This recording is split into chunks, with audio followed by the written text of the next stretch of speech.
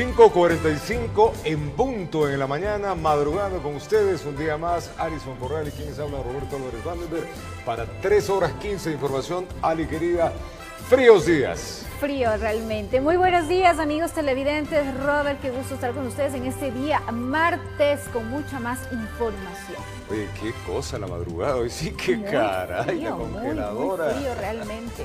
Me duelen las manitas de frío. Oiga, nevó en Cotopaxi, ¿yo? Claro. Nevó. Sí, es por eso también el frío, yo creo, en toda la sierra. Los nevados están realmente pero nevó en el parque. Cubiertos.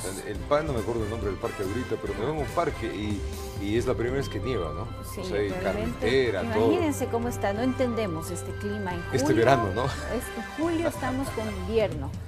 Exacto. Un invierno fuerte. 7 grados centígrados, temperatura en la ciudad de Quito a esta hora, sensación de 7, está nubladito, llegaremos a 18 grados, lo más alto, ni siquiera 18, 17, 13 grados en la mañana, tarde 17, noche 10, y ya la madrugada comienza a ponerse complicado. Tendremos un día entre nublado, algo de lluvias. Ayer llovió muy temprano en la mañana, ya a mediodía en el norcentro estaba lloviendo. En fin, el clima está como para cuidarse.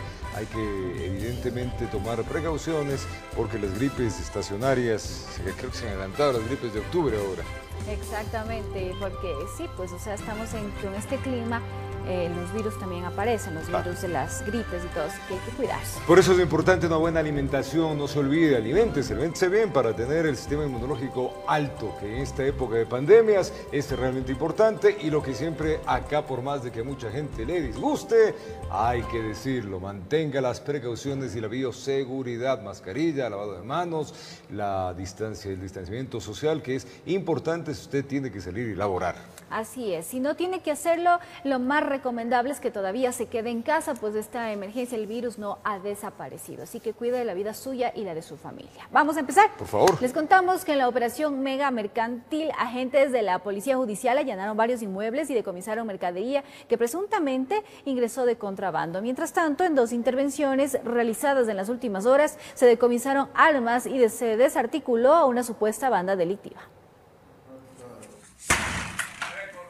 Los delitos considerados de mayor incidencia o que van en aumento de acuerdo a las denuncias presentadas son georreferenciados por las unidades de inteligencia de la Policía Judicial. Hacia el norte de la capital fue desarticulada una presunta banda dedicada al delito de robo a personas y unidades económicas, procediendo a la detención de 4 personas en coordinación con la CIPROVAC, los mismos que se dedicaban al robo a personas y robo a locales comerciales. De igual forma, agentes de la Unidad de Inteligencia Antidelincuencial encontraron un inmueble ubicado en Guayabamba, donde tenían almacenados armas de fuego. En un allanamiento realizado en el norte de la capital, pudo encontrar al menos 20 armas de fuego, las mismas que no justificaron su tenencia. De su parte, agentes de la Unidad de Delitos Aduaneros y Tributarios en varios allanamientos encontraron una variedad de mercadería que supuestamente ingresó al país de forma ilícita, es decir, contrabando. El operativo dejó 6 personas detenidas, entre ellas un colombiano. Además, retuvieron 8 vehículos, entre camiones, camionetas y autos que supuestamente eran utilizados para el traslado de la mercadería. 2 vehículos de alta gama que eran ingresados al Ecuador sin ningún tipo de documento que avalice su legal transportación aquí en el país. Entre la mercancía constan cebolla colorada, cigarrillos, así como productos naturales medicinales. Todo sumado ascendería a los $450.000. Medicina que era tendiente a erradicar el COVID y que estaba pretendiéndose comercializar en las distintas farmacias del país. El contrabando deja grandes pérdidas al fisco y también genera una competencia desleal, y muchos de los productos como cigarrillos pueden causar daño a la salud por no contar con registro sanitario. En Quito informó Iván Casamen. En el norte de Guayaquil, un agente de la Policía Nacional fue herido con arma blanca por parte de personas que llegaron a buscarlo hacia su domicilio. Según los investigadores, todo sería por problemas de índole familiar. Increíble. Veamos. La alerta se produjo la noche de este domingo alrededor de las 20 horas. El uniformado se encontraba dentro de su domicilio en Bastión Popular. De pronto llegó un vehículo con varias personas en su interior. El agente los atendió en señal de amistad. Un miembro activo de Policía Nacional mientras se encontraba haciendo uso de su licencia, en el interior de un vehículo se bajan 4 personas que aparentemente en forma amigable empiezan a conversar. Una de las cuales procede a realizarle una herida punzocortante a la altura del abdomen para posterior subir en el vehículo con los otros sujetos y abandonar la escena. Luego de recibir la herida sobre su cuerpo, el uniformado fue trasladado de inmediato hasta una casa de salud donde permanece bajo cuidados de los galenos. El policía presenta una herida a la altura del abdomen en la zona del mesogástrico y se encuentra en el hospital de la policía ingresado para ser valorado con el diagnóstico de salud reservado. Una vez conocida esta situación, los agentes de la Policía Nacional desplegaron un operativo logrando la captura de 2 presuntos implicados en el hecho violento.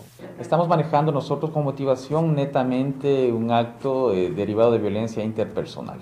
Es un hecho aislado, netamente vinculado a un problema interpersonal. Informó José Morales.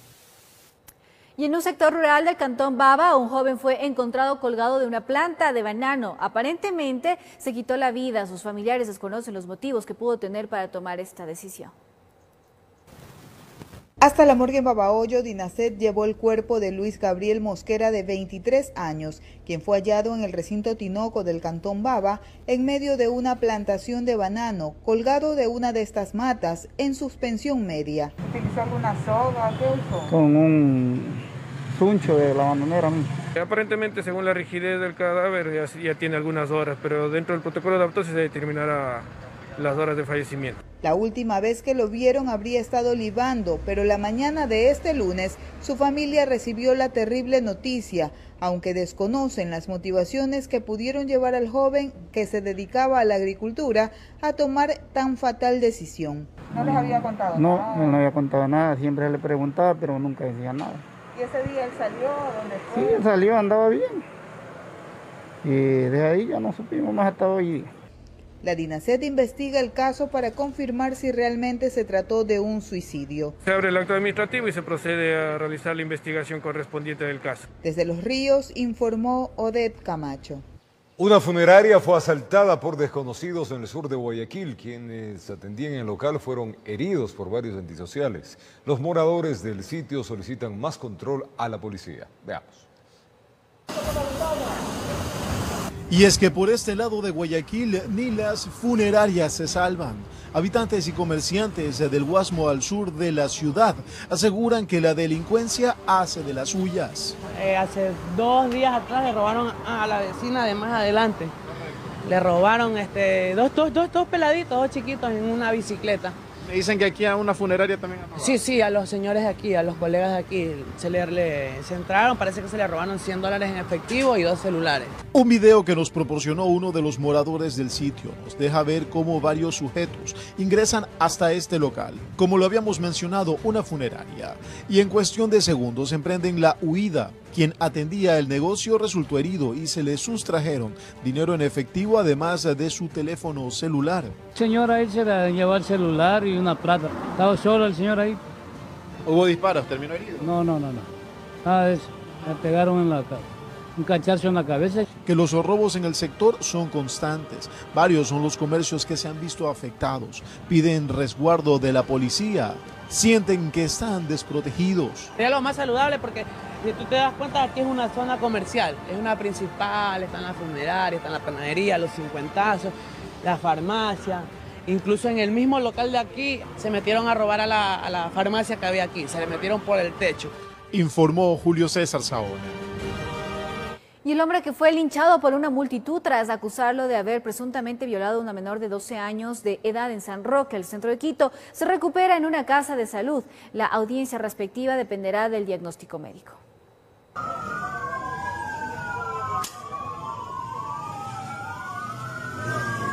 El hombre de entre 35 a 40 años de edad está vivo de milagro. Cerca de 200 personas descargaron su ira luego que se enteraron que el sujeto sería el presunto responsable de agredir sexualmente a una menor de 12 años de edad. El sospechoso habría ingresado a la casa aprovechando que la puerta estaba abierta, sorprendiendo a la niña en el dormitorio. Es un habitante de calle, había estado por el lugar, aprovechó el descuido de los padres, ingresa al domicilio. Se sabe que la menor luchó con todas sus fuerzas, así lo señaló el agente de la DINAPEN, que está a cargo del caso, pero ante la corpulencia del acusado no tuvo oportunidad alguna. Le encuentran al interior del domicilio con la niña sin las prendas de vestir, entonces por eso estamos presumiendo que hubo la violación. La noticia de la supuesta violación se regó como pólvora en el populoso barrio de San Roque, centro de la capital. Fue cuestión de minutos para que al acusado le caiga una tormenta de patadas, puñetes, palos, piedras y todo objeto contundente sirvió para golpear al supuesto responsable. Y se le trasladó inmediatamente al Hospital Eugenio Espejo. Ahora están a la espera del alta médica para la audiencia de calificación de flagrancia. Luego de la evaluación médica psicológica, se encuentra ya con sus padres en su domicilio. Las reformas al COIF que entraron en vigencia el pasado 24 de junio son más duras con delitos como violación. Así lo estipula su artículo 171. La pena privativa puede ir una reclusión de 19 a 22 años. La ley es más rígida. De ser encontrado culpable, el implicado tiene que cumplir la sentencia completita tras las rejas. Ya no podrá acceder al beneficio del régimen semiabierto o abierto, deberá cumplir toda la pena establecida en sentencia. Un hecho que levantó la ira popular en un sector conflictivo del centro de la ciudad. En Quito informó Iván Casamen. Y en medio de esta pandemia de historias como la que le vamos a contar ahora, una bebé recién nacida que fue abandonada días atrás en una quebrada en el sector de Pintac recibió el alta médica y fue entregada a una casa hogar. La pequeña fue registrada con el nombre de Esperanza. Veamos. En el personal médico del Hospital Vaca Ortiz hubo sentimientos encontrados. Los encargados de la recuperación de la recién nacida abandonada en una quebrada del sector de Pintac se encariñaron con la pequeña. Pero llegó la hora, luego de permanecer varios días en observación y gozar de buena salud, tenía que emigrar en busca de su nuevo hogar. Tenemos en la actualidad una investigación en curso para tratar de determinar cuáles son sus padres biológicos. En caso de no llegar a esclarecer quiénes son estas personas, inmediatamente la niña ingresa en un proceso de adoptabilidad. Por sus ganas de vencer las adversidades, le registraron con el nombre de Esperanza. La infante salió en brazos de un agente de la DINAPEN. Afuera todo estaba coordinado. Personal del hogar de acogida, a donde tenía que llegar, le esperaba, así como su cuna. Nunca más un saco de yute será parte de su pañalera. Mi mujer me dijo que sale el llanto de un bebé. Estábamos juntos con unos 2 perros, pues los perros que nos alertaron y nos llevaron al lugar de donde le encontramos a la nena. La niña quedó ingresada con buen estado de salud. La pequeña Esperanza dio negativo a las pruebas de COVID y VIH. Eso quiere decir que es una luchadora, inocente a los problemas de los grandes. La pequeña se convierte en un símbolo de vida. Este lugar tiene como misión fundamental su protección, su cuidado y darle una figura de hogar. Es uno de los derechos que le ha sido negada a la niña. Por la crueldad de su abandono, los agentes de la policía presumen que los responsables de semejante barbaridad querían que muera y que el pequeño cuerpo sea devorado por ratas o perros, como que buscaban desaparecer todo rastro. Se presume que querían abandonarle y que no le encuentren ninguna persona. De sus padres o madre nada se sabe. Lo que alegra el corazón es saber que la pequeña Esperanza venció todas las adversidades. En Quito informó Iván Casamen. En TVC nuestro compromiso social nos motiva a que día a día lleguemos a sus hogares con toda la información actualizada durante esta pandemia. Tomamos todas las precauciones necesarias porque estamos convencidos que la vocación de cada comunicador es servir a la sociedad. Nuestra labor no descansa. Con disciplina y cuidado, pronto volveremos a estar juntos. Quédate en casa, cuida de ti y de los tuyos.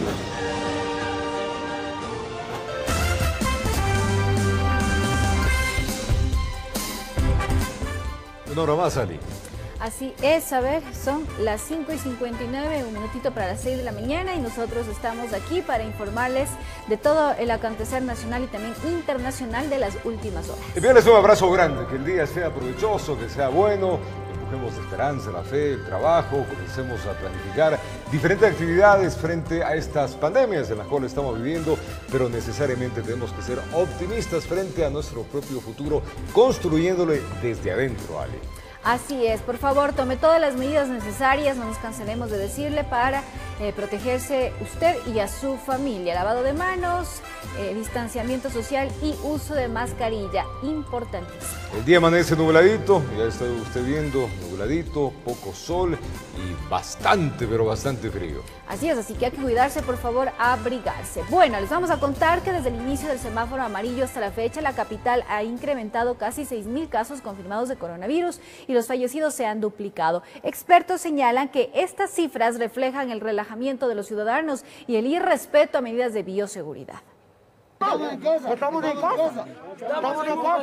Fiestas clandestinas, aglomeración de personas en plazas, calles, mercados y buses, ventas ambulantes por doquier, hospitales públicos y privados colapsados e irrespeto de medidas, principalmente el distanciamiento social, han sido titulares en los medios de comunicación durante las últimas semanas.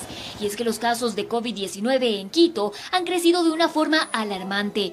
En los casi 3 meses de confinamiento, desde el 17 de marzo hasta el 3 de junio, día en que arrancó el semáforo amarillo, se reportaron 3.842 contagios con 305 fallecidos. Desde esa fecha hasta este lunes 13 de julio, poco más de un mes, ese número prácticamente está por triplicarse, 9.677 con 583 fallecidos.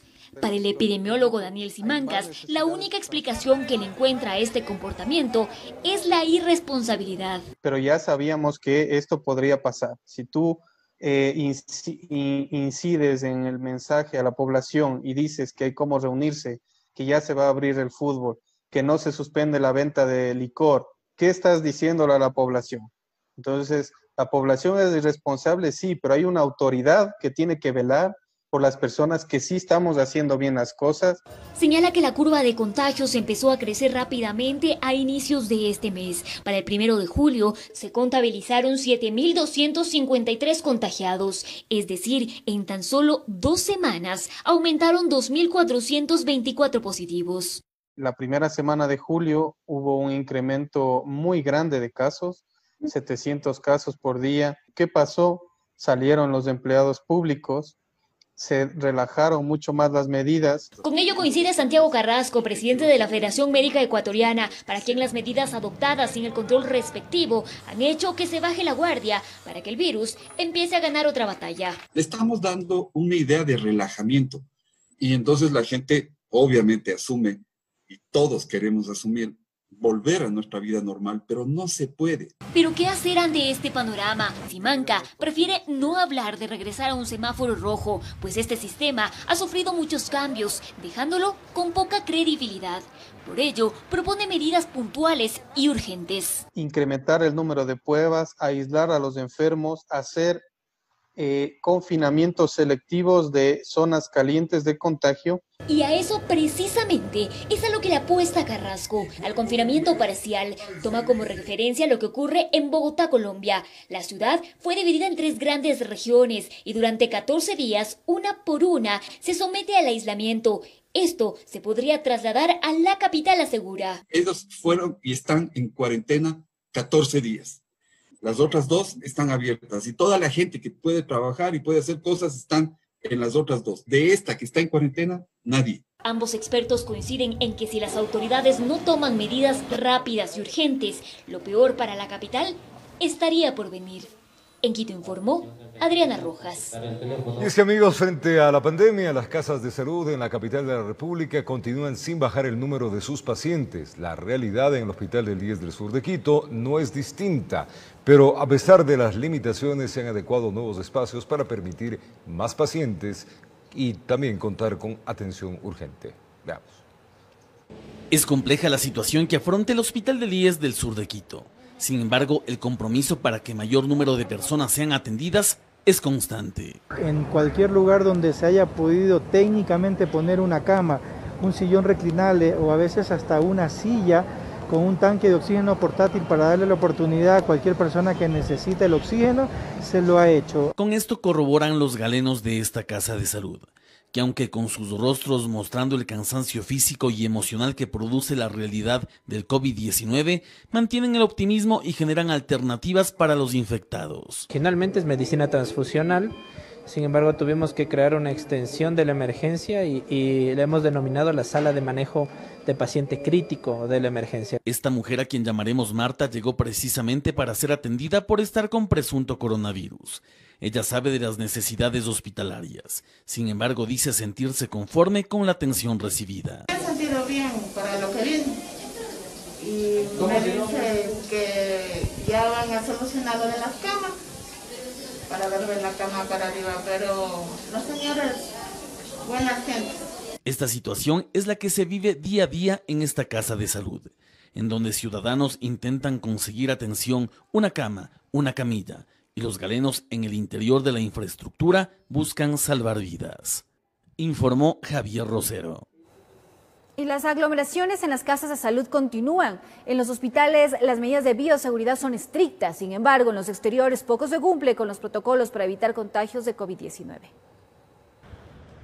En varias ocasiones las autoridades han mostrado su preocupación por el incremento de casos de coronavirus en Quito. De acuerdo al alcalde de la capital, el sistema de salud alcanzó su capacidad máxima de atención. Está en juego la vida de los quiteños. Sin embargo, en los exteriores de algunas casas de salud, estas advertencias parecerían no generar preocupación, a tal punto que ahora las concentraciones en las puertas de los hospitales incluyen personas que esperan dejar sus carpetas para conseguir un puesto de trabajo. No me importa, cuando se tiene la vocación no importa la distancia ni las circunstancias. Por momentos se forman largas filas de familiares y pacientes que esperan ser atendidos. Estela llegó al hospital Carlos Andrade Marín para conocer detalles sobre el estado de salud de su hermana, quien hace 10 días lucha contra el COVID-19 y al parecer vencerá la batalla. Está en cuidados intermedios. ¿Y cómo dicen los médicos? Que está reaccionando favorablemente, está bien con los antibióticos y está ya está sin oxígeno, sin nada, está mejor. Al preguntarle cómo su hermana contrajo el virus, su respuesta no fue clara. No sabemos en dónde nos contagiamos, teníamos todas las medidas de seguridad, pero no sé si en alguna comida o... No sabemos en dónde nos contagiamos. Mientras en el Hospital del Día del Instituto Ecuatoriano de Seguridad Social, ubicado en el centro de la ciudad, las normas de bioseguridad son estrictas. Incluso familiares de pacientes que son atendidos por otro tipo de enfermedades deben esperar afuera del sitio. Algunos optan por sentarse en las gradas, pues en el casco colonial muy pocos usan la mascarilla del modo correcto y decenas de personas venden, compran y se pasean cerca de esta casa de salud. Claro, sí que hay harta gente que no utiliza mascarilla, nada. No se cuida la gente. Ya estoy unos 20 minutos de aquí.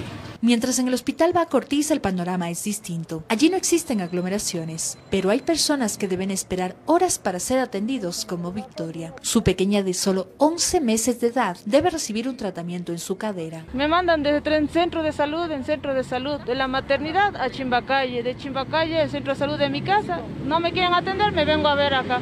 A ver si que me ayudan aquí. En el sur de la urbe, en los exteriores del Hospital Padre Carolo, el comercio intenta reactivarse y la inventiva de los vendedores por brindar seguridad ha logrado que se establezcan lavabos improvisados para que los usuarios estén tranquilos. Pero toca sobresalir, toca buscar la manera de trabajar. A este hospital llegan madres con sus hijos en brazos. Aseguraron que los médicos les explicaron antes cómo evitar que sus pequeños se expongan al virus. Pues a que le ponga, la mascarilla, ¿no? Porque se chupa la mascarilla.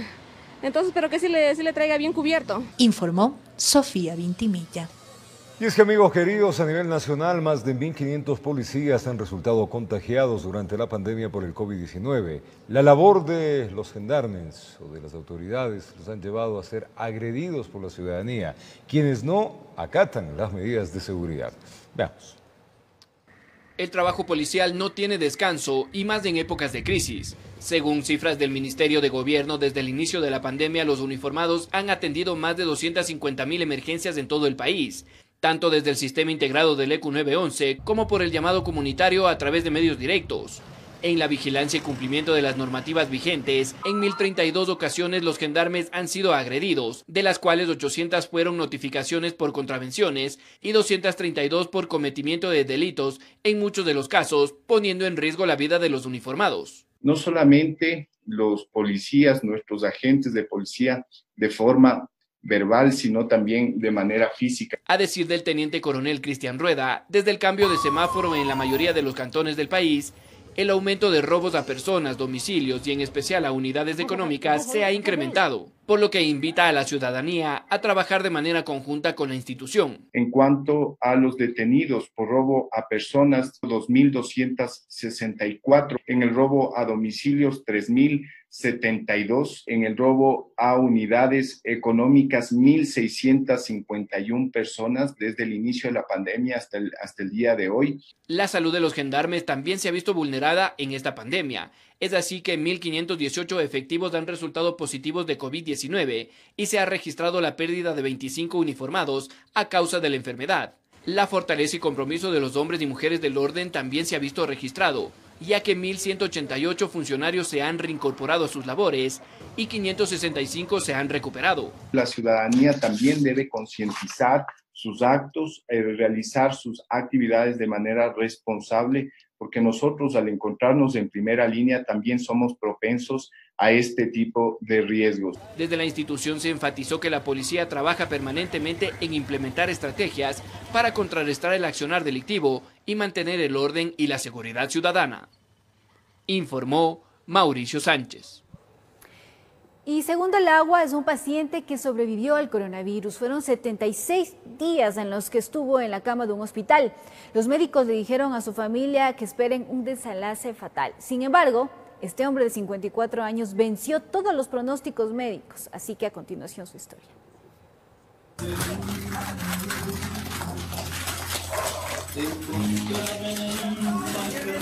Fue recibido con música. Y es que la persona que se baja en camilla de esta ambulancia es Segundo el Agua. No pudo hablar ante nuestras cámaras porque aún se siente débil.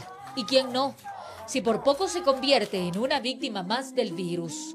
Suena increíble, pero este hombre logró sobrevivir, totalmente contrario a los pronósticos médicos. Llegó, estuvo en cuidados intensivos. Nos llamaban para decirnos que no hay, que tengamos ya resignación porque el señor no va a salir. Fueron 76 días que Segundo estuvo internado en un hospital de Quito, luchando por su existencia y alejado de los suyos. Estuvo jornadas enteras inconsciente mientras los médicos trabajaban incansablemente para salvarle la vida. Bueno, afortunadamente pasó un buen tiempo en cuidados intensivos, para ser exactos 36 días. De que el teléfono suene, el corazón nos latía a 1000. No sabíamos si las noticias serían buenas, serían malas. Es incertidumbre de dormir con la cabeza pensando en que cómo está. Pero no únicamente fueron las manos terrenales de los médicos los que obraron en Segundo.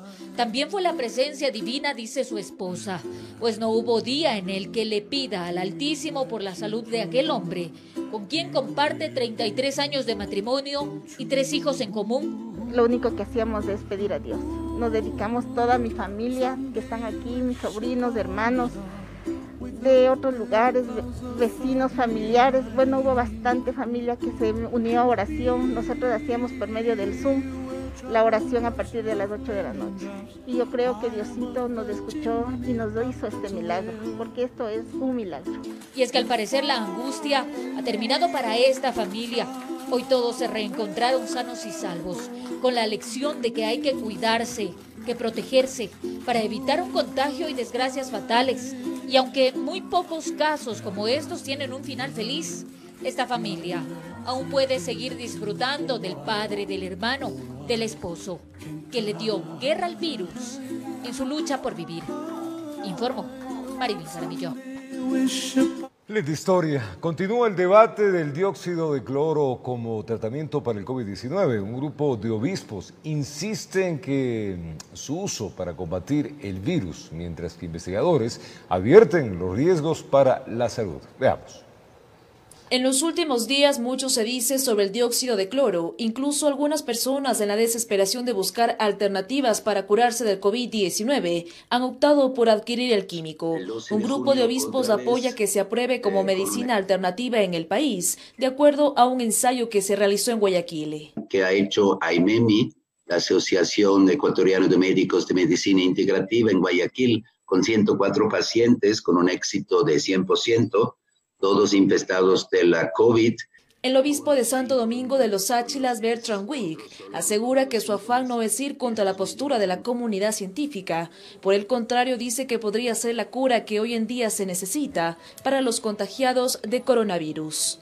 No simplemente replicar escritos que vienen de la FDA, de la OMS, porque hasta la fecha no hay ningún caso científicamente documentado que se murió por dióxido de cloro. Incluso el mismo obispo cuenta su experiencia con la ingesta de dióxido de cloro y la de otros pobladores de la provincia de Santo Domingo.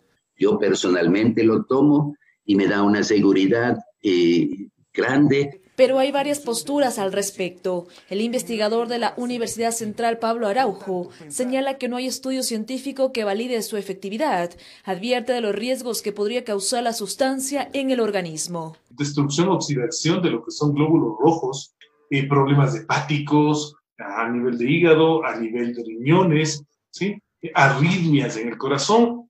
El investigador explica que el uso de este compuesto químico puede complicar aún más el sistema de salud por los efectos de la ingesta del dióxido de cloro. Más cantidad de casos de personas que por el uso de esta sustancia, que es un desinfectante, pueda agravarse más, o sea, la presión sobre el sistema sanitario. El método más efectivo para evitar un contagio es usar mascarilla, el distanciamiento de 2 metros y lavarse las manos. Informó Priscila Cadena. Y la presencia de COVID-19 en maestros preocupa a la Unión Nacional de Educadores, que demanda del Ministerio de Educación la aplicación de mayores seguridades en establecimientos educativos, donde se habrían contagiado 2 profesores en la ciudad de Quito. Una sola explicación tiene la Unión Nacional de Educadores UNE para que 2 de sus compañeros, el uno que labora en la unidad educativa Mitad del Mundo en el norte y el otro en la San Gabriel en el sur de Quito, hayan dado positivo para COVID-19. Precisamente en el contexto en que el compañero fue a la institución educativa por varios días desde el 1 de julio a la entrega famosa de los textos escolares. A ellos se suman 9 docentes que estarían presentando síntomas de coronavirus. Isabel Vargas, presidenta nacional de la UNE, es crítica al exponer que en el sector educativo no se están tomando medidas de seguridad. No tenemos el gel, no tenemos las escuelas que tenían que haber sido fumigadas. Entonces, ni tampoco los trajes de bioseguridad, ni las pruebas rápidas de PCR, ni el termómetro. Es decir, nos han enviado a una suerte de inmunización por rebaño. Al respecto, el Ministerio de Educación, mediante comunicado de prensa, dio a conocer que para la entrega del portafolio y textos escolares en el régimen Sierra y Amazonía 2019-2020 se aplicaron los protocolos de bioseguridad, es decir, control de uso de mascarilla y distanciamiento social, que fueron dispuestos por el Comité de Operaciones de Emergencia COE Nacional. Informó Héctor Romero. Ese fue una pausa, vamos a retornar para contarle que Daniel Salcedo rindió su primera versión ante la Fiscalía por varios delitos que se investiga en su contra. Además, el Consejo de la Judicatura trabaja en una investigación para determinar si servidores judiciales habrían hecho mal uso del carnet de discapacidad. Ya regresamos con esta información. Seguimos con más información. Daniel Salcedo rindió su primera versión ante la Fiscalía por varios delitos que se investigan en su contra. Según su abogado, Salcedo no pretendía fugar del país. Además, no estaría en condiciones de recibir el alta médica. Que Daniel Salcedo ya cuenta con las facultades de colaborar con la justicia, pues está lúcido, mencionó su abogado defensor Luigi García. Es así que este lunes se rindió su versión por el delito de fraude procesal, por intentar huir del país en una avioneta. Al momento en que se produce el impacto, despierta a Daniel Salcedo porque lógicamente van descansando dormidos. No estaba fugando. No, Daniel Salcedo se dirigía al vecino país de Perú para defenderse en libertad. Paralelamente, sus defensores solicitaron que se revoque la prisión preventiva por peculado, otro de los delitos por los que está siendo procesado. El pedido fue negado. También se lo acusa de lavado de activos y existe una cuarta investigación por asociación ilícita. Nosotros no descansaremos hasta interponer todos los recursos horizontales y verticales con el ánimo de que se revoquen las prisiones preventivas y con el ánimo de que a futuro se establezca y ratifique el estado de inocencia. La diligencia se desarrolló en el Hospital Guayaquil, hasta donde acudió además Jocelyn Mieles, involucrada en el accidente aéreo. También estuvo presente Alfredo Arboleda, abogado de Alfredo Adún y su hijo. No tiene nada que ver ni la familia Adún Busquetti ni la compañía. Más él desconocía de quién pertenecía la avioneta, pertenecía a todo. Salcedo recibiría el alta médica en aproximadamente 15 días. En su contra pesan 3 órdenes de prisión, informó Jorge Salazar. Dictan prisión preventiva contra Abraham Muñoz y 4 personas más por presunta delincuencia organizada. La Fiscalía los investiga por la comercialización ilegal de ampollas para tratamiento del COVID-19, medicina que fueron donadas al Hospital del Guasmo Sur, regentado por el Instituto Ecuatoriano de Seguridad Social. Le contamos. Acogiendo el pedido de la Fiscalía, el juez de Garantías Penales Marco Guerra dictó orden de prisión preventiva contra Abraham Muñoz, su hermano Moisés, 2 funcionarios y un exdirector del Hospital del Guasmo. El delito que Fiscalía imputó a las 5 personas es el delito de delincuencia organizada, cuya duración de la instrucción fiscal, de conformidad a lo que fue el artículo 592 del Código Orgánico Integral Penal, tendrá una duración de 90 días. En base a lo dispuesto en el artículo 369 del Código Orgánico Integral Penal, el delito de delincuencia organizada es sancionado con pena privativa de libertad de 7 a 10 años. Lo que se discutió luego de la imputación de cargos, el tema de los arraigos, la pretensión de ellos fue que no se le dicte la medida cautelar de prisión preventiva, sino una que sea diferente. Pero esto no fue acogido por el señor juez y dictó la prisión preventiva en contra de todos. El operativo donde se procedió a la detención de los 5 involucrados se dio en Guayaquil, Daule y Durán. En base a una investigación dispuesta por Fiscalía por la supuesta venta de medicinas que fueron entregadas de manera gratuita por una empresa farmacéutica a una casa de salud aquí en Guayaquil.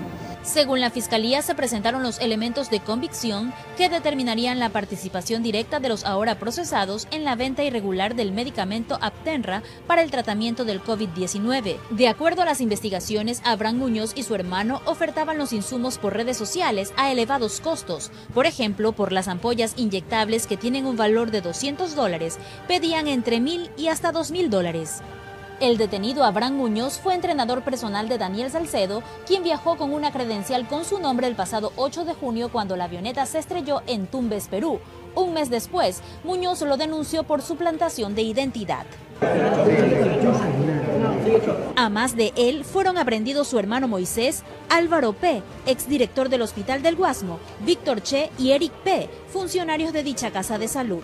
La defensa de Eric P. dijo que su cliente actuó por órdenes superiores. Estamos hablando de que son las altas esferas las que han dado la orden de que esta mercadería se entregue. En la parte administrativa, pues esto funciona a nivel jerárquico, ¿no? Ustedes saben, un empleado que se niegue a cumplir una orden administrativa de un jefe superior, pues simplemente tiene problemas, inclusive puede ser hasta despedido. Tras la audiencia de formulación de cargos, a los 5 procesados se les tomó las pruebas de COVID-19 y fueron trasladados al Centro de Rehabilitación Social de Varones de Guayaquil. Informó Roselena Vascones. Y ordenan prisión preventiva para el exdirector del Hospital del IES, Teodoro Maldonado Carbo, a otras 3 personas y un exfuncionario por el supuesto delito de delincuencia organizada en la compra de insumos médicos con presuntos sobreprecios en el 2018. La Fiscalía investiga un perjuicio de más de $11 millones. Culminada la audiencia de vinculación en el Complejo Judicial Valdivia, al sur de Guayaquil, la abogada del exdirector del Hospital del IES, Teodoro Maldonado Carbo, anunció que apeló la resolución sobre su cliente y esa fue de prisión preventiva para Luis Enrique JZ. El delito que se está investigando es delincuencia organizada, por ende dentro del delito de delincuencia organizada existen roles y función y no se ha establecido ni la Fiscalía hasta este momento, que ya lleva más de 30 días de instrucción fiscal, ha podido determinar esos roles y funciones. Además, resaltó que mediante otras acciones legales solicitará que el ex titular del Sanatorio de Seguridad Social de Guayaquil pueda comparecer y no lo busquen con boleta de captura. Porque mi patrocinado sufre del corazón y él se encontraba en su casa, se encuentra en su casa y si es de, él lo ha manifestado claramente que si es de ir a prisión, él lo irá, pero él no va a huir del país. A él y a otros funcionarios, además de representantes de varias casas comerciales, los acusan del supuesto delito de delincuencia organizada por la firma de 18 contratos de insumos médicos con supuesto sobreprecio, que habrían dejado a la institución con un perjuicio, según la Fiscalía, de $11.905.000. En definitiva son 18 convenios de pago. Dentro de ellos están las órdenes de compra y ahí el servicio perjuicio más de $11 millones. En la audiencia, el fiscal presentó como elementos de convicción los informes de investigación de la Policía Nacional, también de las contrataciones de la entidad de salud y de personas jurídicas, sin dejar de lado los indicios de responsabilidad penal emitidos por la Contraloría General del Estado desde enero a junio del año 2018, informó Charlie Pisa. El Consejo de la Judicatura trabaja en una investigación para determinar si servidores judiciales habrían hecho mal uso del carnet de discapacidad. En este informe preliminar, el Departamento de Transparencia hallaron varias inconsistencias. Veamos. Tras varias semanas de investigación, el Departamento de Transparencia del Consejo de la Judicatura emitió un informe preliminar al Pleno del organismo sobre los funcionarios de justicia que presuntamente obtuvieron un carnet de discapacidad de forma fraudulenta. A escala nacional, 437 servidores tienen el documento, de ellos 98 son jueces y 16 notarios. Hay que diferenciar entre quienes con justo derecho han obtenido su carnet frente a quienes posiblemente pudieron haber obtenido ese carnet de manera fraudulenta. Según el vocal de la Judicatura, Fausto Murillo, en el informe preliminar se halló algunas inconsistencias. Por ejemplo, 23 jueces no han registrado el porcentaje de discapacidad, otros 46 tienen entre el 40 y el 80% y solo un juez presenta el 100% de discapacidad. Tenemos que esperar el informe de transparencia, inclusive con un 100% de discapacidad. Eso tendrá que verificarse. Otro tema que llama la atención es que de los 98 jueces, 10 no registran el tipo de discapacidad y los carnés de 20 no cuentan con la fecha de expedición. El director de transparencia tiene que presentar un informe, es decir, con documentos de soporte de sus conclusiones y de sus recomendaciones. Los carnés de discapacidad fueron obtenidos desde el 2012 hasta el 2020. El vocal recalca que no se puede generalizar, pero que los casos que se registren irregularidades habrá sanciones administrativas y penales. Ratificar la inocencia, si así corresponde, o aplicar la sanción a una infracción gravísima cuya consecuencia es la destitución del cargo del servidor. Ante esto, el Consejo de la Judicatura proporcionará información al Servicio Nacional de Aduana para establecer si los jueces habrían importado vehículos haciendo mal uso del carnet de discapacidad. Informó Priscila Cadena.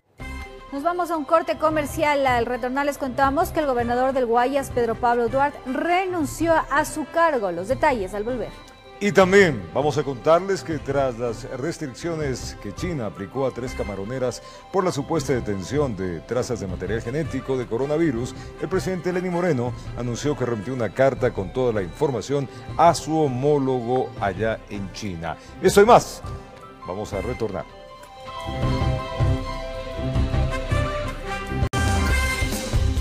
Gracias por seguir en nuestra sintonía. El gobernador del Guayas, Pedro Pablo Duarte, renunció a su cargo. El funcionario se despidió y dijo haber cumplido con su meta, que es servir a los guayasenses, en especial durante los días más duros de la pandemia. Se trató de la última ceremonia que presidía Pedro Pablo Duarte como gobernador del Guayas. Este lunes 13 de julio presentó su renuncia irrevocable ante el presidente de la República, resaltando así el trabajo realizado durante su gestión. Yo no soy, y siempre me propuse no ser un gobernador de escritorio, sino más bien de territorio. Como voy con la satisfacción del deber cumplido, es parte también de un desapego al poder Es importante que los jóvenes que estamos incursionando en política sepamos cuándo tenemos que salir. Y asegura que pese a la situación que ha tenido que enfrentar como representante del Ejecutivo, el tema de la corrupción ha sido uno de los puntos que lo ha combatido de forma frontal. Hemos presentado más de 15 denuncias que reposan en la Fiscalía General del Estado precisamente por el mal manejo administrativo de ciertos hospitales de la red pública. Robar es inaceptable. Robar en unas circunstancias donde han muerto personas, donde han habido familias que han lamentado la pérdida de sus familiares, eso es ser miserable y eso hay que combatirlo desde cualquier frente. Y sobre una posible participación en las próximas elecciones, Pedro Pablo Duarte dijo: no voy a ser candidato a la Asamblea Nacional, no me interesa, respeto a los asambleístas, pero no es mi tipo de trabajo. El ex vicepresidente es mi amigo personal de toda la vida, ojalá que tome la decisión de ser candidato a la presidencia, yo creo que el país ganaría mucho. Este fue el último acto presidido por Pedro Pablo Duarte como gobernador de la provincia del Guayas, la entrega de 200 reconocimientos a representantes de la Policía Nacional, específicamente del área de criminalística, quienes estuvieron repartidos en varias áreas haciendo el levantamiento de cadáveres. Brindamos nuestra vida, si fuese necesario, para proteger a la sociedad, como nuestro juramento de servicio lo menciona. El miedo, el temor a lo desconocido, pero sin embargo se hizo cumplir a cabalidad lo que es la misión institucional. Informó Carlos Julio Gurumendi. 6 de la mañana y 39 minutos, 5:39 allá en Galápagos, y contarles ahora que tras las restricciones que China aplicó a 3 camaroneras por supuesta detención de trazas de material genético de coronavirus, el presidente Lenín Moreno anunció que remitió una carta con toda la información a su homólogo Xi Jinping para demostrar que el producto cumple con los estándares internacionales. Ayer visitó 2 empresas de Guayaquil para verificar los protocolos de bioseguridad. Veamos. Antes de que la acción de China por el supuesto hallazgo de vestigios genéticos de COVID en la pared de un contenedor y empaques de camarón nacional pase a mayores, el presidente aclara que según los organismos internacionales, aquello no tendría pies ni cabeza. Además, recordemos que tanto la FAO como la Organización Mundial de la Salud han manifestado que el COVID no se transmite por medio de los alimentos. Lo dijo durante la visita a 12 empacadoras en Guayaquil, donde pudo constatar, según los ejecutivos, que del país no sale una caja de camarón sin haber sido filtrada. De enero a mayo del 2020, en medio de la pandemia, crecimos las exportaciones de camarón ecuatoriano. Alcanzaron un récord de 1.663 millones de dólares, con un crecimiento del 12% comparado con el mismo periodo del 2019. De ahí el envío de una carta a Xi Jinping para que el asunto no se contamine más de lo que ya ha dejado esta pandemia. Esto está en manos de él, entiendo que ya la ha leído y ha dado las disposiciones para que se revise esas decisiones. En buena hora que haya sido así y de esta forma, en esta situación tan difícil, proteger el trabajo directo e indirecto de más de 250.000 ciudadanos ecuatorianos. Tras la corta visita, el primer mandatario continuó con agenda privada en su despacho desde el gobierno zonal. Esta semana tendrá varias actividades en Guayaquil y 2 provincias de la costa, informó Jorge Escobar. Y el director provincial del IES en Guayas, Ricardo Ron, indicó que en el Hospital Teodoro Maldonado Carbo de Guayaquil se está realizando una compra de medicinas para enfermedades catastróficas. Esto respecto a la solicitud de 80 pacientes de cáncer de próstata que no han recibido medicamentos en los últimos meses. El cáncer de próstata es la causa más frecuente de mortalidad en el país, reemplazando al cáncer gástrico. Alrededor del 24% de los pacientes masculinos lo padecen, según la Sociedad Ecuatoriana de Oncología. Y en Guayaquil, un grupo de al menos 80 personas reclaman al IES la falta de continuidad en la entrega de medicinas para el tratamiento de la enfermedad. Entonces, suplicamos, rogamos o exigimos que a los directivos que se nos atienda, no se nos está atendiendo. Algunos tienen cuadros clínicos graves. Que no he tenido yo la suerte de que me la dieran, ¿no? Y siempre he tenido que esperar y esperar y sigo esperando hasta la actualidad. Específicamente requieren en Salud Amida o Extandi. Por ello, oficios van y vienen dirigidos al gerente del Hospital Teodoro Maldonado Carbo donde se atienden, pero no saben cuánto tiempo más pueden esperar. Soluciones, unas pocas. Del grupo mencionado, solo a 5 les dieron una caja del medicamento y ya se les acabó. Ahí ya hubo el problema que ya no existe, que no hay stock, etc. Y que espere o que llame. Ya usted puede imaginarse el resultado de llamadas. El director provincial del Instituto Ecuatoriano de Seguridad Social nos atendió en su despacho. Esto fue lo que respondió. Yo comprendo ese dolor. El Teodoro Maldonado en este momento está haciendo una compra directa de antirretrovirales y de medicinas para enfermedades catastróficas, pero también quiero explicarle a la ciudadanía que existe un grupo de medicinas para enfermedades catastróficas que no está en el libro básico de medicamentos que el Ministerio de Salud establece para que sea adquirido por los hospitales. Además, señala que el presidente del Consejo Directivo, Jorge Guatet, tuvo una reunión con el ministro de Salud, Juan Carlos Ceballos, sobre este tema. ¿Y en qué tiempo más o menos tendrían ya? Se está haciendo el análisis para ampliar el cuadro básico. Informó Adriana Peralta. Vamos a retornar para contarles que millones de estudiantes de diferentes partes del mundo se trasladaron a Estados Unidos en busca de realizar sus estudios. Ahora se implementa o se analiza una nueva medida migratoria del gobierno de Donald Trump y atemoriza a varios estudiantes, incluido a los ecuatorianos.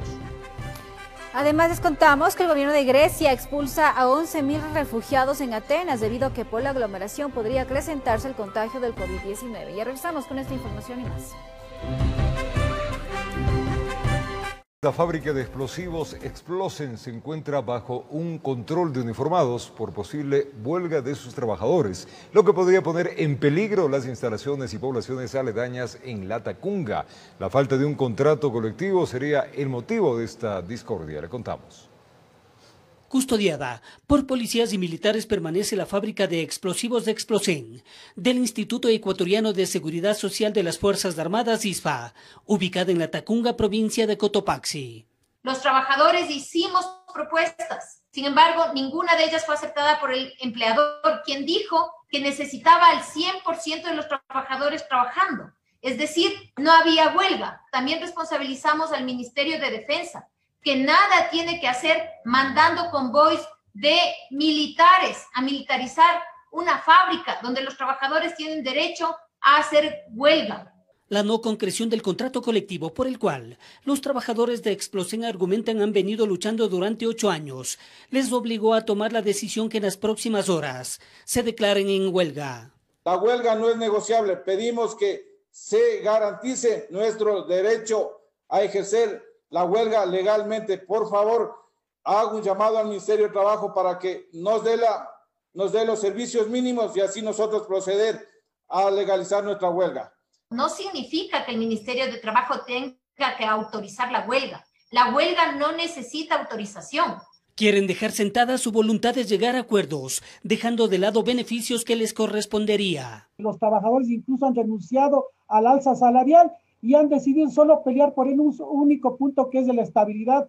Es decir, el costo incluso del contrato colectivo es menos que incluso un informe que le pasa el gerente al consejo directivo del ISPA, donde les miente que el contrato colectivo costaba $3 millones.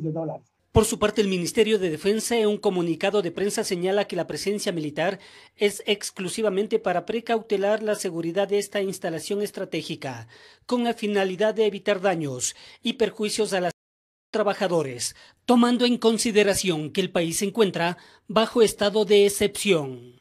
Más adelante se menciona que la fábrica Explosen tiene a su recaudo material explosivo que puede ocasionar daños irreparables al no ser manejados con precaución o expuestos a quienes no tienen conocimiento adecuado del manejo y protección de estos. Se debe aclarar que en ningún momento se pretende limitar el derecho a la huelga de los trabajadores. Informó Héctor Romero.